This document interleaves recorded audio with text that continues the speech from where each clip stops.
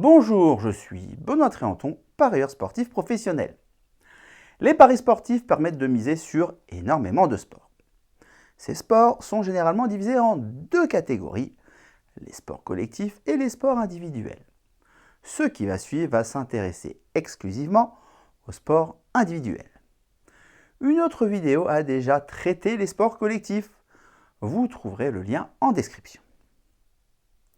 Quels sports se cachent derrière les sports individuels? Ils ont des spécificités inhérentes à leur pratique. Cela demande aux parieurs de faire une analyse sur une base de fondamentaux à respecter. À la fin de ce sujet, vous aurez une feuille de route à appliquer pour analyser les sports individuels. En sport individuel, vous avez le sport dit classique et le sport avec matériel. Les sports avec matériel peuvent être la F1 ou le cyclisme. Le matériel influence grandement la performance et demande une expertise de parieur assez poussée. Mettez une voiture du fond de grille entre les mains du multiple champion du monde de F1, Lewis Hamilton, il finira très loin. Cette vidéo sera consacrée aux sports individuels sans matériel, comme le tennis, la boxe, l'athlétisme, le ski alpin. Vous avez 5 fondamentaux, 5 facteurs à appliquer lorsque vous analysez une rencontre en sport individuel. Le premier facteur à prendre en compte est la forme du moment. Un joueur ou athlète qui marche sur l'eau et réalise de grandes performances est forcément à surveiller. Ne dit-on pas les victoires amènent les victoires? C'est exactement le cas ici. Dans un sport individuel, la confiance est un énorme moteur. Et quel est le meilleur moyen de gagner de la confiance? Les enchaînements de victoires. Il est souvent difficile de repérer où et quand le joueur risque d'avoir un creux de forme.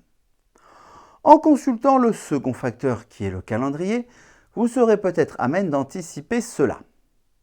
Le calendrier devrait vous permettre de détecter des décalages horaires soudains à venir entre deux tournois et donc un potentiel coup de fatigue.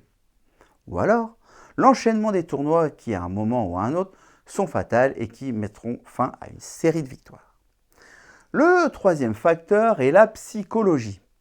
Alors dit comme ça, c'est très abstrait. Je parle d'ascendant psychologique d'un athlète, d'une équipe sur une autre. Cela peut se traduire par le concept de la bête noire. Une bête noire, c'est un joueur qui reste invaincu face à un autre joueur dans un contexte précis depuis des années. Ce concept de la bête noire est visible dans les edge-to-edge, les face-à-face, lorsque vous consultez les résultats d'un joueur.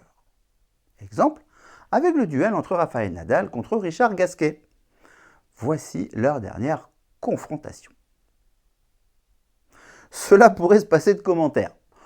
Autant vous dire que quand notre Richie national rencontre Nadal, sa psychologie en prend forcément un coup avec aucune victoire sur les 17 derniers matchs. Soyez vigilants par rapport à la météo. Ce quatrième facteur peut influer énormément sur un événement sportif. La chaleur ou encore le vent peuvent modifier une rencontre, une course, un saut ou encore un lancer. Demandez aux biathlètes français lors des JO de Beijing si le vent ne les a pas perturbés lors des tirs debout ou couchés. Ou encore en ski halfpipe qui a vu un des skieurs pris dans une bourrasque de vent tomber sur un caméraman. La photo a fait le tour du monde. Enfin, s'il est un dernier et cinquième facteur à surtout prendre en compte, c'est la vie privée des athlètes. Ce sont des humains avant tout et comme n'importe qui, s'ils ont des problèmes d'ordre privé, cela peut et va affecter leur rendement, leurs résultats. En tennis, Benoît Paire, le français, est connu pour ses frasques. Il a dit qu'il a eu beaucoup de mal à supporter la période Covid en début 2021 et ses résultats s'en sont fait ressentir. Son bilan est parlant sur le début de l'année 2021, une victoire pour 11 défaites. Effectivement, il a eu du mal à digérer la période Covid. Vous pouvez vraiment avoir de nombreux éléments qui peuvent bouleverser un athlète. La mort d'un proche, ce n'est pas Mikaela Shiffrin qui vous dira le contraire à l'issue d'une saison blanche due au décès de son père avec qui elle avait une relation fusionnelle. Du côté positif, un mariage comme celui de mon fils et Svitolina peut vous apporter un regain de motivation, n'est-ce pas Gaël?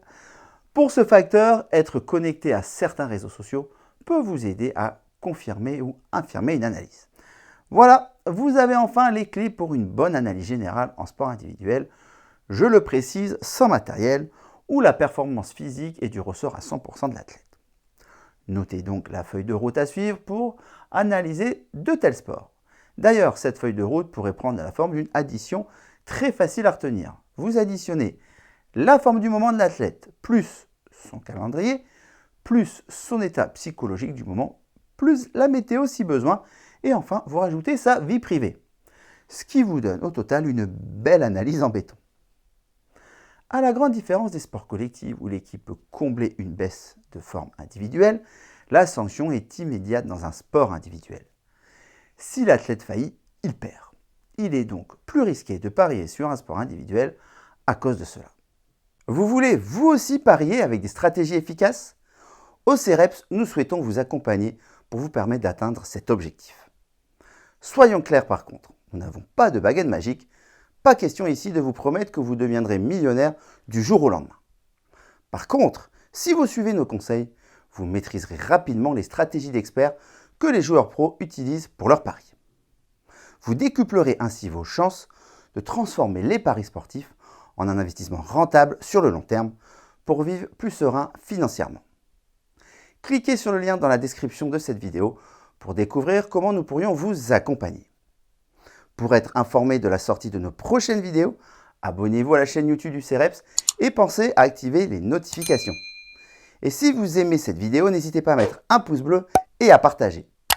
Merci d'avance, bon jeu et à très bientôt dans une nouvelle vidéo.